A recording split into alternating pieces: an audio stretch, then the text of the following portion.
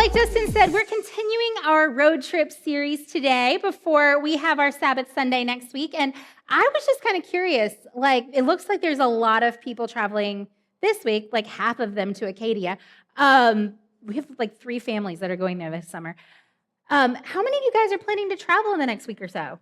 Just show your hands. Some of you. Yeah, nice. Paul and I are escaping the heat. We're going to New River Gorge for a couple days where it's only going to be 90 as opposed to 100. So, woo. It just kind of makes me curious. I was thinking about this week. How do y'all do on long road trips?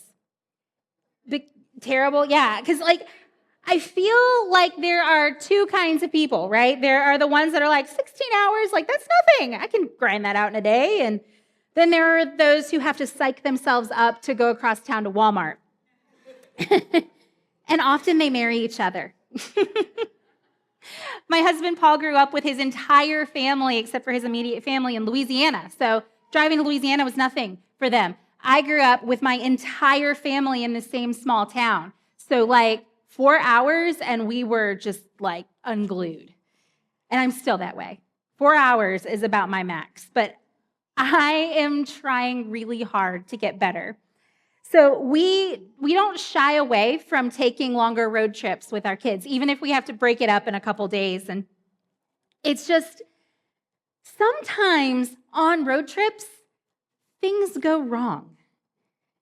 And that stresses me out because I may be all about the party, but I also want to be prepared for every contingency and bad thing that could possibly happen. And there's only so much you can do to prepare for highway mishaps. And so real quick, just take 2 minutes, and I want you to think about what is the craziest road trip disaster you have experienced, all right? Share amongst yourselves, just for a minute. All right, so here's ours, all right? Last year, we took our kids to Mardi Gras in Mobile, Alabama, okay? Now, real quick, so you guys do not question our parenting, Mardi Gras started in Mobile decades before it happened in New Orleans, okay? And it is much more family friendly. The beads are freely given, not earned, okay? Now, my husband, Paul, like I said, he's from Louisiana. His extended family is part of the parades when we go, because some of them live in Alabama too. So when we go, it is like this big family reunion, but with beads and costumes and ball gowns. It's just super fun, super safe. So anywho, we decided it was time. We hadn't been in 12 years. And it was time for us to introduce our boys to their heritage. And we were going to make the 9-hour trek to Mobile. The day before we left, I picked up our youngest, Joel, from preschool. And his teacher said the dreaded words, "Just want you to be aware, I've had 5 kids out with the stomach virus this week." Cue internal shrieking. But I had faith it was going to be fine. This will be fine. We're good. It'll be okay. So we packed up the van, and I threw in some plastic bags and paper towels just in case. And then we started out the next morning to Mobile, Alabama. We made it to the Chick-fil-A at Afton. Exit 54. Now, I will spare you the details, but the next several hours were very unpleasant for every person in that van, especially poor Joel. His teacher assured me that this is a fast-moving sickness, so we powered through. The next day of travel was fine. The parade on the first night was fantastic. And then the second day, Lawson started acting weird. Not sick, just a little weird. And since I have the spiritual gift combo of denial and optimism, we headed out to the second night parade thinking, oh, he'll perk up when the party starts. He did not perk up. He perked down in the middle of the parade crowd with absolutely no escape route.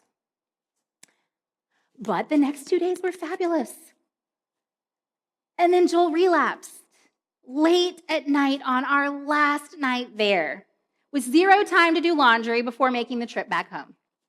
So we did the best we could and shoved the toxic nightmare fuel of pajamas and blankets and you don't even know what into a bag on our soft-sided rooftop carrier. Remember that. It's important. And then we started the drive from Mobile home. We made it to North Mobile. And I started hearing a weird noise, a flapping on the roof of our van where a flapping should not be. The zipper had broken on our rooftop carrier with 8 hours and 45 minutes to go on the trip. And there was no way we could put that stuff back in the van. So we did the next thing. Paul drove really, really carefully to a Walmart. I went in and got the strongest duct tape they had, and he and I climbed on the roof of our van and proceeded to use almost an entire roll on this rooftop carrier. And then we proceeded our way north with a prayer and one eye open for flying cargo. We stopped at lunch, and then I started to feel weird. And around Georgia, I knew my turn had come. And I said to them, if y'all want me to make it home tonight, I need no one to speak to me or require me to move for the next 3 hours. They must have known I was serious because I put my travel pillow on and I closed my eyes and I sat like this. And through some sort of miracle, the virus did not hit me until we walked in the door of our house. And then Nate about an hour later, and then Paul about 4 hours after that. That road trip was a disaster. Sometimes I still think, how did we survive that? And part of me is convinced that maybe we should have just given up and turned around at the Afton Chick-fil-A. Now, during this series, we are using road trips as a metaphor for our lives, the things that we encounter on our journey as we walk with Jesus. And we are allowing the different road trips of Scripture to help us see how God works in various situations that come along as we journey on our way. So today, the question we're going to be asking is this: what do we do when everything goes wrong? What do we do when everything goes wrong? And John Smith didn't say that, I did. I'm not sure that's like a default thing, so that's neat. Now, there's a story from the life of the Apostle Paul. Now, I have to tell you this. I told everybody in our worship meeting this. You guys do not understand how hard it is to be a pastor who is married to someone also named Paul, and who is telling a story about their family as well as a story from the Apostle Paul. So I'm going to do my best today to clarify if I'm talking about Paul the husband or Paul the apostle, okay? Just know if it's a boat, it's the apostle. If it's a car, it's mine, okay? There we go. If I get messed up, just let me know. All right. Okay. So I've been hanging on to this story about the Apostle Paul for a while, and I have just been waiting for an appropriate week to talk about it because it is such a wild story, and on every detail, you're like, what, did that really happen? How did I miss this story in the Bible for so long? And this story is about a trip, and it's not a road trip, it's a boat trip. And it's in Acts 27 and 28. And I would encourage you to read these 2 chapters this week. They're really short because I am only going to be able to hit the highlights of this story today. So in our last series from the book of Romans, I talked about how Paul really wanted to go to Rome. And he wanted to get there by any means necessary. Well, in the book of Acts, we learn how that goes down. Now, long story short, Paul gets arrested in Jerusalem for absolutely bogus reasons having to do with Jesus. Now, Paul is a Roman citizen, which offered him quite a lot of civil rights. And one of those rights was the ability to say, I appeal to Caesar, and they had to pause everything until Caesar heard his case. It's kind of like how we have the right to appeal to the Supreme Court. We kind of got that from Rome. So Paul does this. He knows that if he appeals to Caesar, he goes to Rome. And he needed to go to Rome. And he did not care that he was going to Rome as a prisoner by means of prison transport. Now, Acts 27 opens up with the first uneventful weeks of this journey. We learn that Luke, who wrote Acts and the book of Luke, is also with Paul on this boat, along with 274 other prisoners and sailors and Roman guards. So we're going to join them in a city called Fair Havens, which is really ironic given what's about to happen. Chapter 27, verse 9 says, much time had been lost and sailing had already become dangerous because by now it was after the Day of Atonement. Okay, so it's October at this point.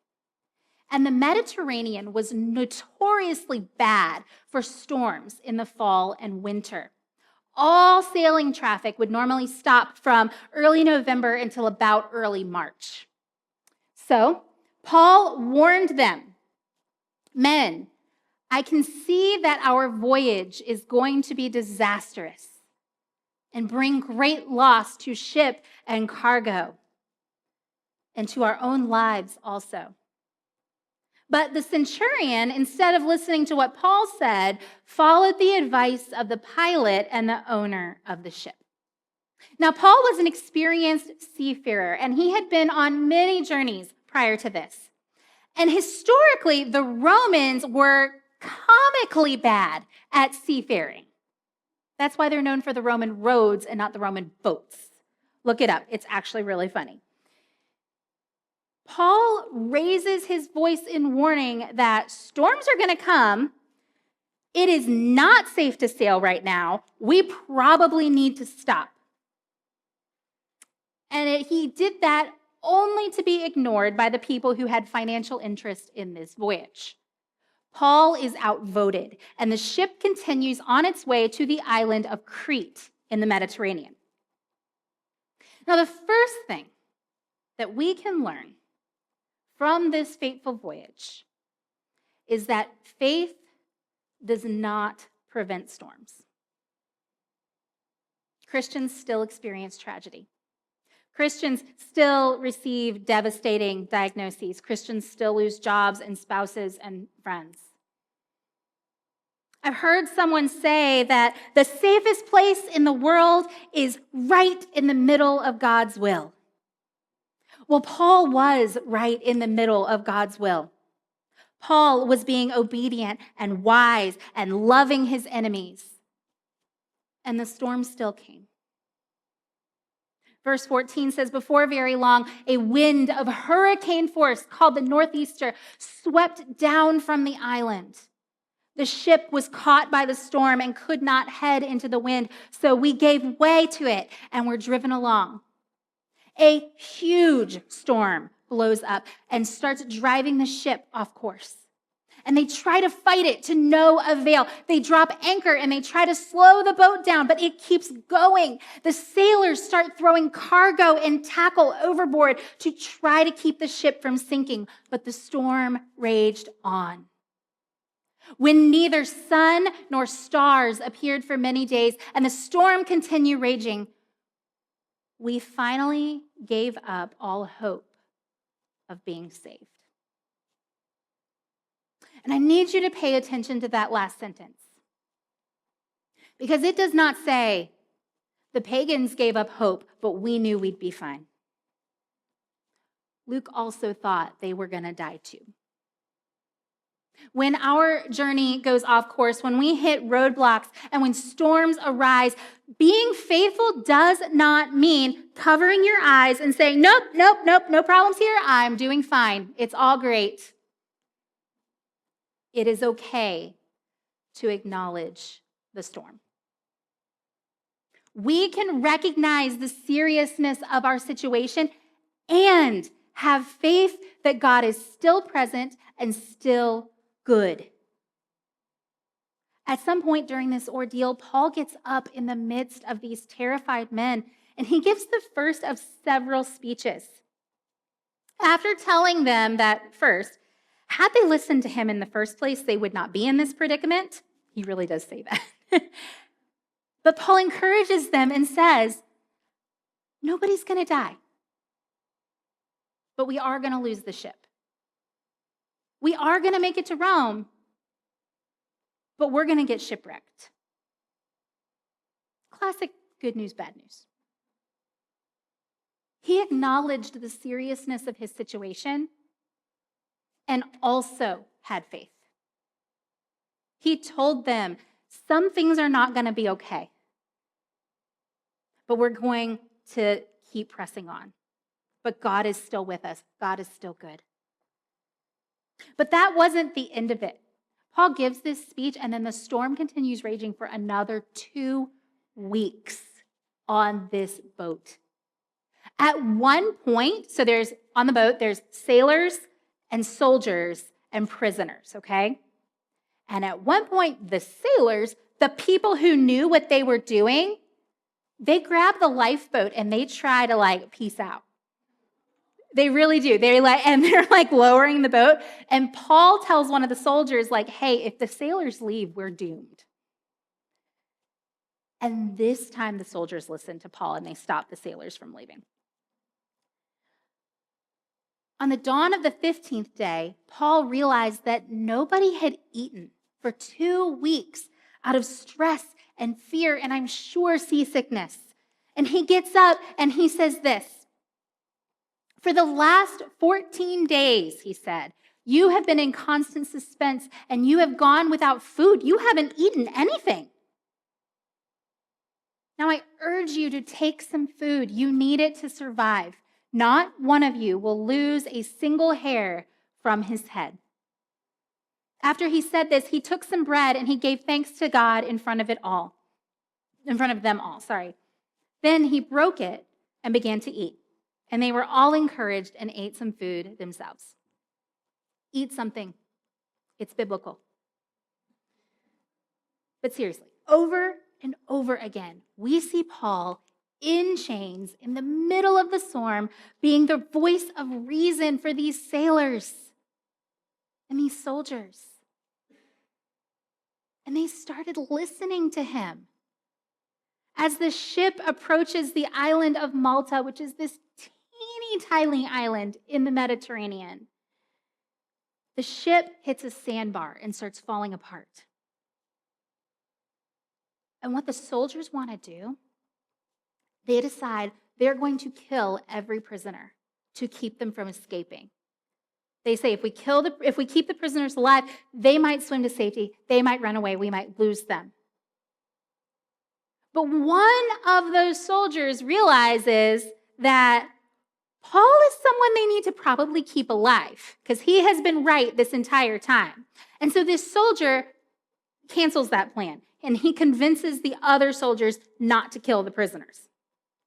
And it spared the lives of every person on that boat, just like God told Paul would happen.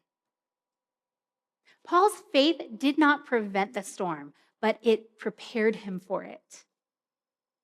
Paul didn't wake up filled with courage, wanting to serve his enemies and protect his fellow prisoners.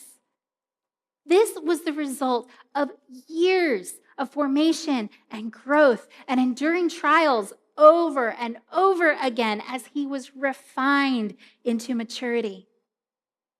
And sometimes I think about if Paul was on this boat in the middle of this storm, going to Rome, and he was thinking about that letter he had written to the Romans. And he had been telling them, I want to come see you. I want to be there with you. And I have been prevented over and over and over again from seeing you. And in that same letter, he says, not only so, but we also glory in our sufferings because we know that suffering produces perseverance, and perseverance, character, and character, hope. And hope does not put us to shame because God's love has been poured into our hearts through the Holy Spirit who has been given to us. By this point in Paul's life, He has been shipwrecked 3 times.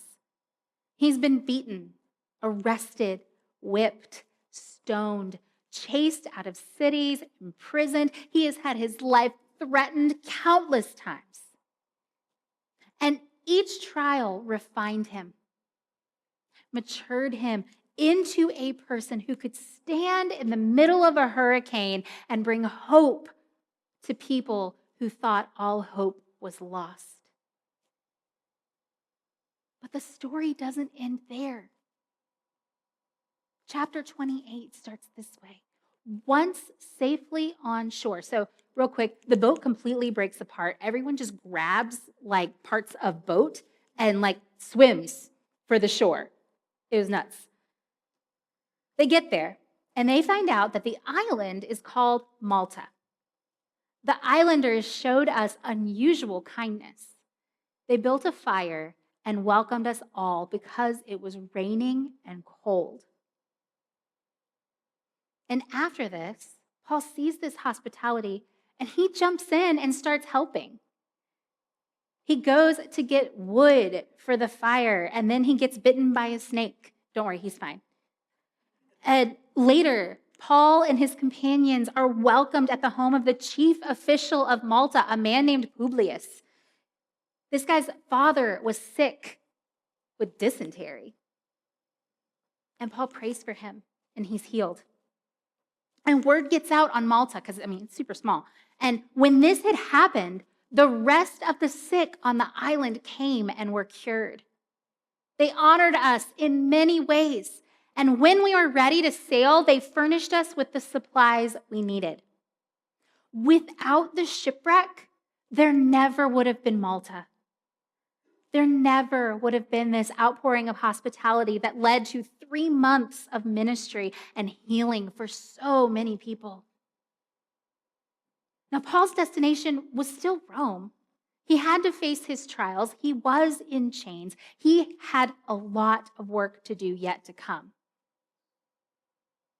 But God showed up and cared for him and all of the people on board in that detour. So what does that have to do with us? Because as crazy as our road trip to Mobile was, we didn't end up shipwrecked or snake bitten. So what can we take from this wild story from Paul's life?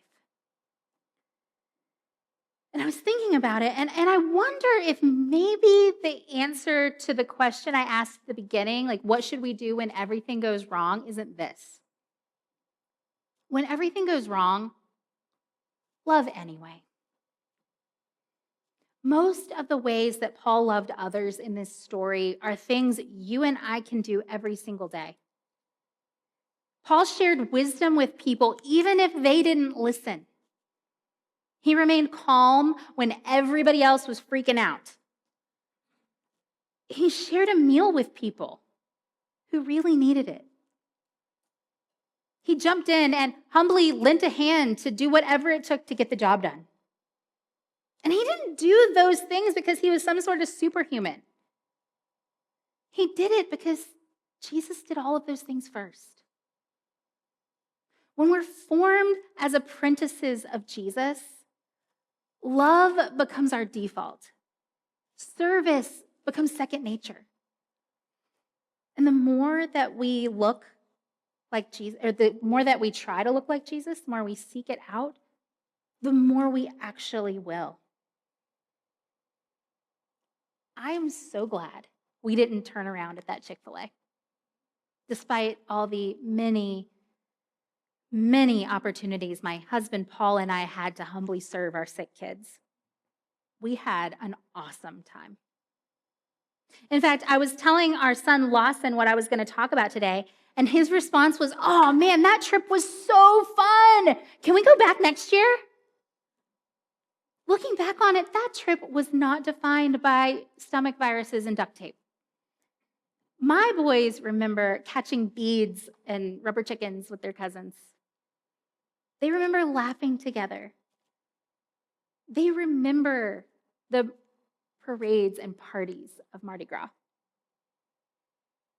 The storm that we faced, it was very real. But it wasn't the whole story. We cannot stop the storms and the speed bumps and the detours. And it is okay to acknowledge sometimes that we do not know how we're going to make it out. Nobody chooses the shipwreck. But when we find ourselves in the midst of one, look for the opportunities to love anyway, to serve anyway, to be Jesus to somebody anyway. And then see how that storm becomes part of your story.